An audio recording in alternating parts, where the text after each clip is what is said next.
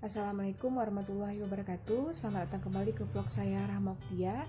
Sebelumnya saya mengucapkan selamat menunaikan ibadah puasa bagi teman-teman yang menjalankan. Mudah-mudahan puasanya lancar dan bernilai berkah. Nah, jadi di pagi yang syahdu ini saya mau membahas tentang sebuah emosi yang siapa aja pasti pernah merasakannya. Emosi apakah itu?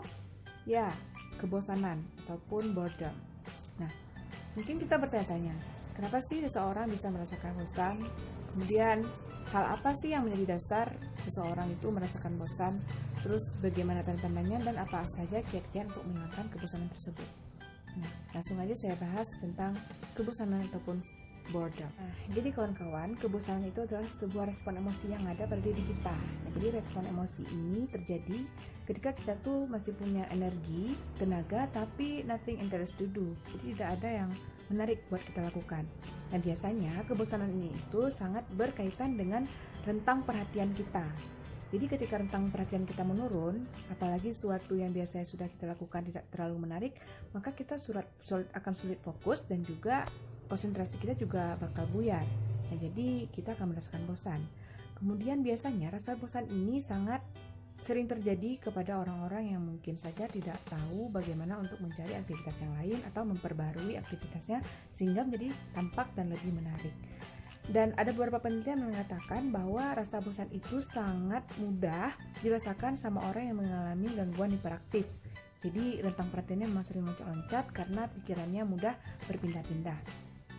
Nah, untuk menjadi pengetahuan kita sendiri, kita harus tahu nih, kita bisa mengobservasi ataupun melihat sikap tubuh seseorang yang sedang merasakan bosan. Apakah itu? Nah, jadi tanda pertama seseorang merasakan bosan biasanya dia akan bertumpang dagu. Kemudian yang kedua, sikunya pasti akan bertumpu di permukaan dada. Kemudian kaki satunya itu berpangku ke kaki yang lain. Kemudian melihat sesuatu tapi tidak fokus, tatapan kosong, dan yang terakhir dia postur tubuhnya tegak, cuman matanya menunduk ke bawah. Dan itu adalah physical appearance dari orang-orang yang merasakan boredom ataupun bosan. Dan poin yang paling penting dari penjelasan saya adalah bagaimana cara kita mensiasati dan mengambil kegiatan-kegiatan yang mungkin lebih strategik agar bisa mengurangi atau menghilangkan rasa bosan yang sedang kita hadapi. Nah, dari segudang kegiatan ataupun aktivitas yang bisa menghilangkan bosan, kita sebenarnya bisa menspesifikasi ataupun mengkategorikan menjadi lebih rinci, dan di sini saya akan membagikannya menjadi 4M. Jadi 4M itu adalah aktivitas yang menenangkan, menghasilkan, kemudian menantang, dan terakhir adalah menghibur. Nah, jadi langkah awal yang harus kita lakukan ataupun yang bisa kita lakukan itu adalah aktivitas yang menenangkan ataupun M pertama. Nah, jadi aktivitas yang menenangkan itu bisa seperti menulis tanpa aturan yang berhubungan dengan perasaan dan pikiran kita. Jadi kita bisa menulis. Kemudian bisa kita melakukan meditasi seperti beribadah yang berhubungan dengan hal spiritual. Kemudian kita bisa membuat minuman hangat, teh hangat, sesuatu yang hangat sehingga bisa membuat kita menjadi lebih tenang. Kemudian kita juga bisa video call, apalagi sekarang kan lagi ngetrend daring, misalnya tetap berinteraksi melalui dunia maya. Itu sangat-sangat menenangkan, apalagi misalnya kita sudah lama tidak bertemu dengan orang-orang yang biasanya kita keep kontak seperti itu. Kemudian selanjutnya adalah paling menenangkan dan membuat rileks tubuh kita adalah tidur ataupun istirahat. Ini tetap menjadi pilihan ketika bosan karena ya situasional, ketika tidak ada yang bisa kita lakukan, dan itu menenangkan. Kemudian M yang kedua adalah menghasilkan. Nah, jadi aktivitas yang menghasilkan itu banyak juga, dan saya akan sebutkan beberapa. Misalnya yang pertama, membuat to-do list. Jadi hal-hal yang akan kita lakukan dalam jangka pendek dan jangka panjang, dan itu cukup melatih pikiran dan juga konsentrasi kita. Apa hal yang pengen kita raih dan target apa yang akan kita kejar ke depan. Kemudian yang kedua, kita bisa mensortir file di handphone, di laptop, di komputer sehingga menjadi lebih rapi, dan itu bisa membuat kita juga menjadi orang yang hemat waktu ketika mencari file, jadi nggak berantakan. Kemudian menghasilkan yang lain adalah pastinya lebih kegiatan fisik, misalnya seperti mendekor ulang kamar, merapikan rumah, dan itu cukup membuat kita mengeluarkan banyak keringat dan tenaga.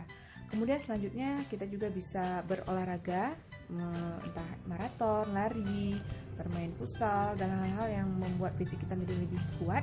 Dan yang terakhir, kita bisa melakukan ataupun menyerap informasi nih dari sesuatu yang kita baca ataupun dengar. Dan saya sangat merekomendasikan untuk menonton TEDx Talk. Itu adalah sebuah forum di mana dari beberapa negara berbicara di satu panggung, dan kita bisa mendengar inspirasi dari mereka, cerita mereka, kisah motivasi dan lain-lainnya. Dan kenapa saya menyarankan kita untuk menonton TEDx Talk itu adalah karena bisa menambah wawasan kepada kita. Kita bisa memandang dari sudut pandang yang berbeda, bisa mengetahui cara pikir dari beberapa negara, dan juga mengasah skill berpikir kritis dan juga kemampuan bahasa kita sendiri. Jadi kita menambah kosakata, dan biasanya itu gratis. Itu yang paling penting, gratis, dan juga ada subtitlenya. Jadi mantap. Saya rekomendasikan TEDx Talk. Kemudian yang ketiga adalah menantang ataupun challenge. Biasanya nih sesuatu tampak menarik jika menantang kita, dan itu bisa memacu adrenalin kita untuk lebih bersemangat dan akan menyelesaikan sesuatu tersebut sampai sesuatu itu selesai. Nah, jadi ada aktivitas yang menantang. Misalnya yang pertama kali itu kita bisa mengisi kebosanan dengan memasak tanpa resep. Kalau misalnya berani bereksperimen, saya juga sering melakukan itu. Jangan pikir hasilnya, tapi prosesnya. Kemudian yang kedua, challenge yang kedua itu bisa kita lakukan misalnya nih yang berhubungan dengan dunia maya.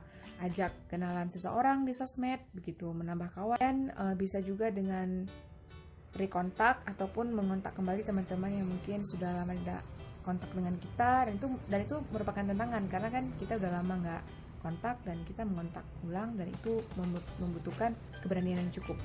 Kemudian selanjutnya kegiatan menghasilkan yang lain untuk mengurangi kebosanan kita itu adalah belajar bahasa baru. Nah, ini nih cukup membuat kita tertantang karena belajar bahasa itu secara nggak langsung mendongkrak nih kecerdasan linguistik kita.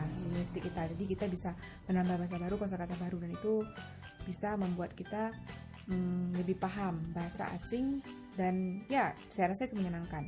Kemudian yang terakhir adalah mencoba untuk membuat blog ataupun vlog seperti yang saya lakukan, dan ini merupakan challenge juga bagi saya, dan lama-kelamaan akan terbiasa, dan ya mantap. Dan kemudian yang terakhir adalah menghibur, dan biasanya ini merupakan alternatif yang paling short alternatif. Jadi kita nggak perlu pikir panjang mengapain, dan langsung aja gitu, sehingga kita bisa terhibur dan kebosanan bisa hilang. Yang pertama adalah bernyanyi, karaoke, ataupun selfie, hal-hal yang awkward tapi membuat kita menjadi happy. Cukup untuk mengisi waktu luang kita sehingga kita bisa ketawa ke diri sendiri. Kemudian yang kedua adalah bermain dengan hewan peliharaan kesayangan, dan ini bisa membuat kita belajar lebih empatik, kemudian menyayangi, berkasih sayang, apalagi untuk orang-orang yang mungkin hidupnya sendiri, sehingga bisa bermain dengan hewan kesayangan mereka, dan itu cukup membuat tenang dan juga menghibur karena tingkah laku hewan itu sangat-sangat lucu, dan ini berlaku untuk orang-orang yang penyayang binatang. Kemudian yang ketiga adalah menonton film kesukaan, film yang menghibur, yang bersifat komedi, dan yang pasti membuat kita menjadi nyaman dan bahagia seperti itu. Jangan film-film yang malah membuat kita takut dan membuat kita menjadi cemas seperti itu. Tontonan-tontonan yang membuat kita panik seperti itu jangan. Cukup pilih tontonan yang menghibur saja. Dan yang terakhir adalah membuka memes, gambar-gambar lucu, kemudian video-video lucu, dan itu cukup menghibur dalam waktu yang singkat. Biasanya berjangka pendek sih responnya, tapi itu mampu meningkatkan mood dan juga rasa lucu yang ada pada diri kita sendiri, dan kita bisa men-share-nya ke teman-teman sehingga rasa bosan itu akan semakin lama semakin berkurang. Ketika kita dapat memes ataupun video lucu, kita bisa men-share ke kawan-kawan sehingga menular kebahagiaannya. Kita jadi bosan, bisa bahagia, dan kita membagikan kebahagiaan ke orang lain sehingga orang-orang juga akan merasa lebih bahagia. Dan biasanya ini saya juga sering melakukan rutin kepada grup-grup yang memang saya rasa bisa menerima guyonan ataupun memes video lucu dari saya. Seperti itu, teman-teman. Walaupun ada satu filosof yang bilang seperti ini, ada yang lebih buruk dari neraka penderitaan, yaitu neraka kebosanan. Tapi apakah kita yakin kita terjebak ke dalam neraka bosanan, sedangkan banyak hal yang masih bisa kita lakukan untuk meningkatkan produktivitas dan juga menghilangkan kebosanan tersendiri. Jadi, say goodbye to bosan.